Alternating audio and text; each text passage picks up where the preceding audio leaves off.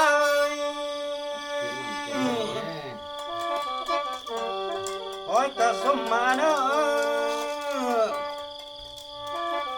สิพ่อแม่ทางหลายเอ้ยล่ะ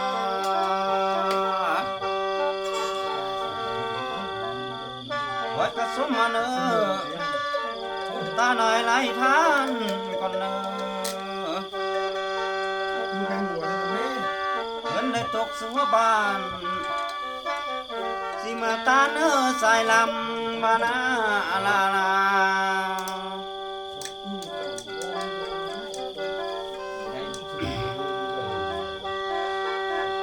โอ้ยน้องลาย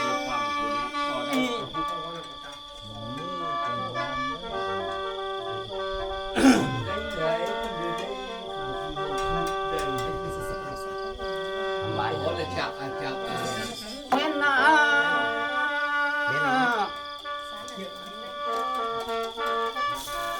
สาวคุณงามเอ้ยป้าใส่ลำอยากทำข้าววานา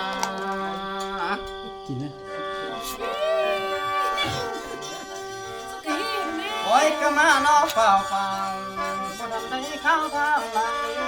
ลาลา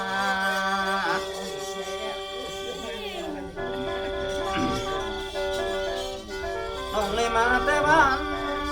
สิเจ็บดินเด่นได้น้องคนงามเอ้ย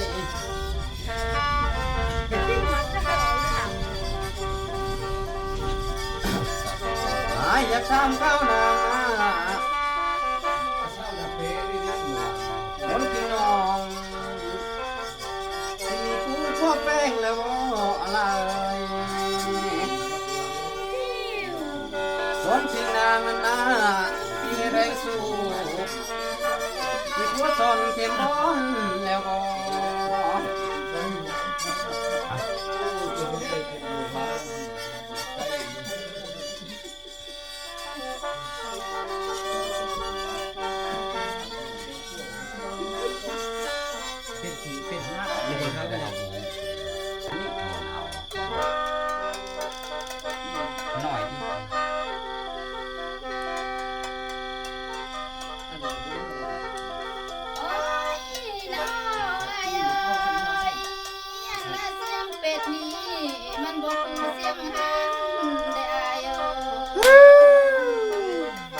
โอ้มอนหลายเสียงมอนละไม่นี่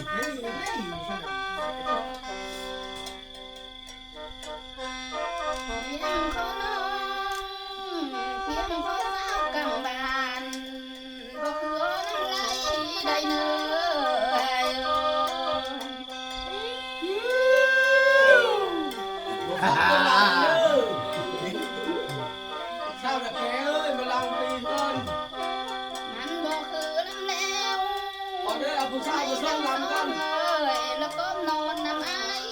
นาลา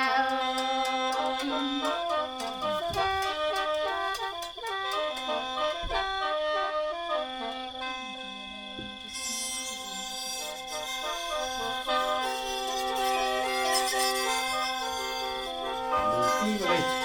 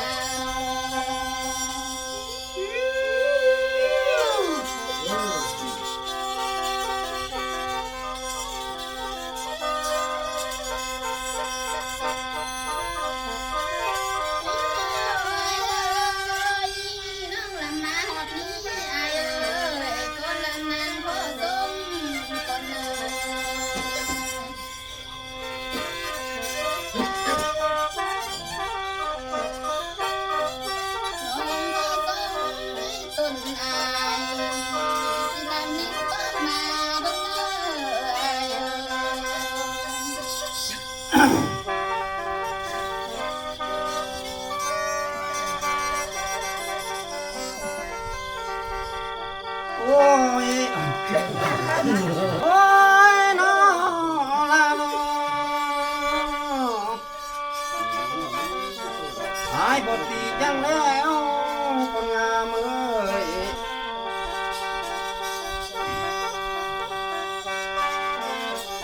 น้ำเด็ดแมวก็ยังดุยนา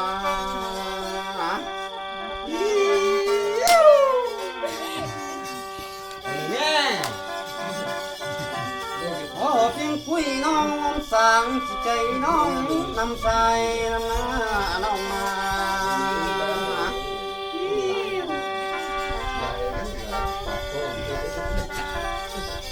โอ้ยน้องลาน้องน้องบ่ตีสายบ่คนงามเอ้ยเสียลายมาสิเฮานำนา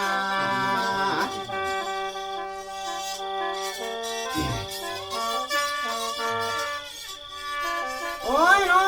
งอะไรเจ้าบ่ตีสายคนมาทุกข์ยากไงอันว่าเป็นคนใกล้บ้านที่บนจนบ่มีเงินมาน้องมา ผู้เสียผู้โศกตรงกับมี เลี้ยงลำใจบ่ดีเลย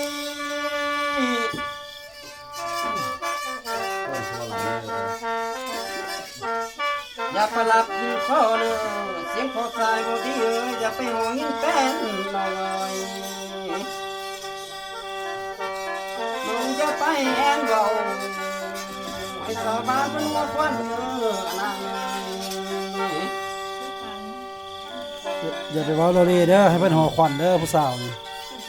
ผู้สาวบ้านคนสี่นี่อืม อันคนถูกน้องเอ้ยทุกคนนำนังเนื้อยังไงเลย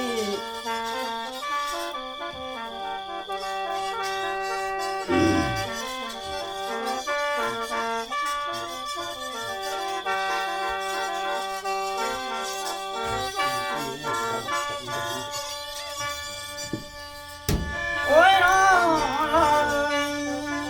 อันคนทุกเวลาทุกเธอไปยังมอง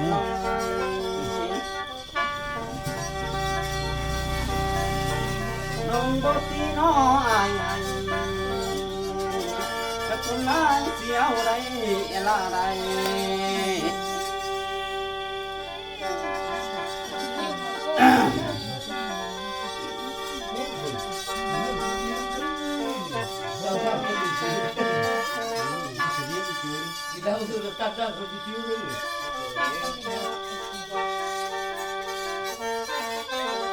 โอ้ยน้อ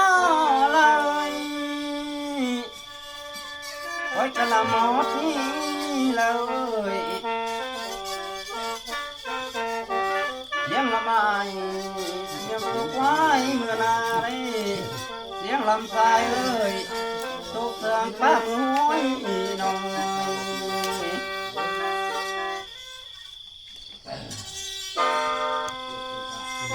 โอ้ยไปแล้วบ่อย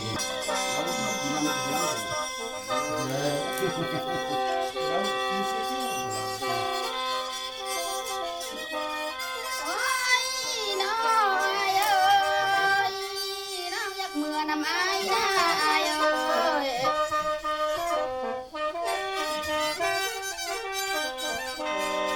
ที่ตัวนายก็มีเปียแล้วนะ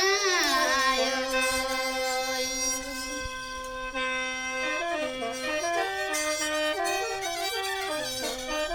น้องอยากเมื่อนำอายนะเริ่มเมียใส่ก็มีส้นแล้วนะ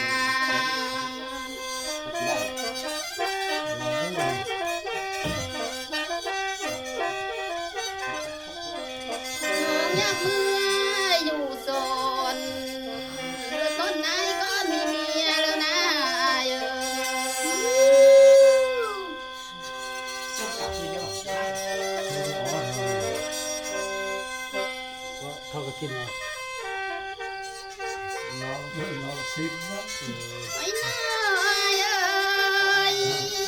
ก็มีสุเล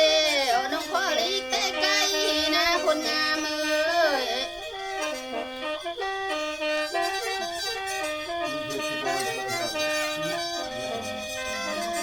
ไอ้ก็มีไปแล้วน้องขอปิ้งแต่ท่านนายเอ้ย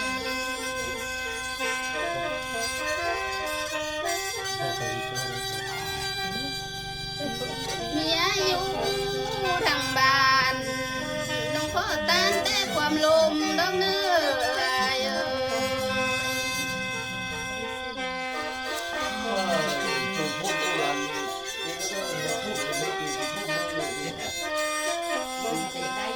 โอ้ยน้อ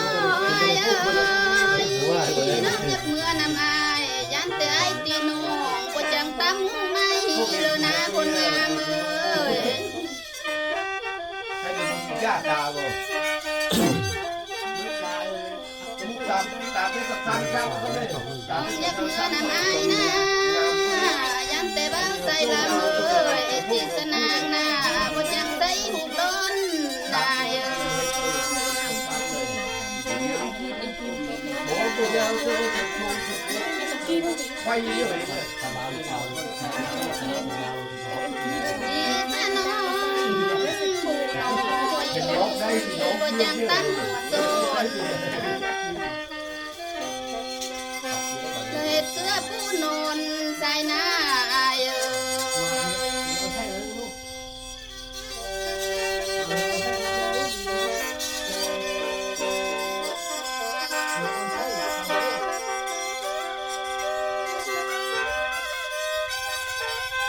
ยไอ้น้อยเอ้ยยันหลังมาหดนี้นะคนงามเอ้ย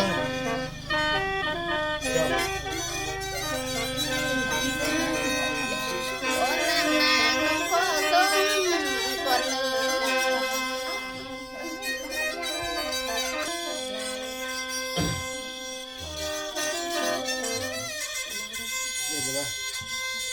โอ้ย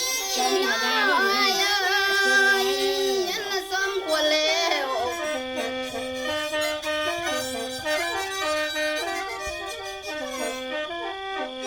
สาวนางลำขอลาก่อนได้เอ้ยขอไว้พรให้อายสิถูกท่านมาฟังก่อนเด้อท่านเอ้ย จบไปเสียงคำลำ